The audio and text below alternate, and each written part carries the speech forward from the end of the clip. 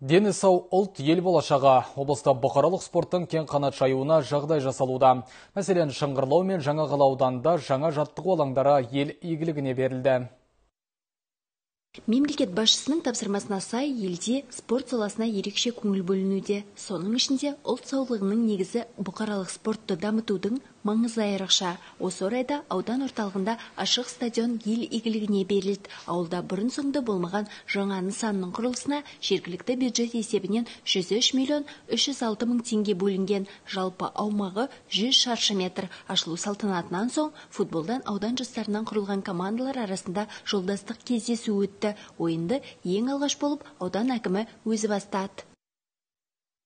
Жастарды салауатты өмір салтын насихаттап, ұстануға шақырамыз. Мына ақын Қойшыбай ағамыз бейжанов жырлағандай қатысып бар аймақтың жарысына, шабамыз елдің ерлік намысына, қай кезде де ортақпын деп санаймын, шырайлы Шыңғырлаудың табысына деп.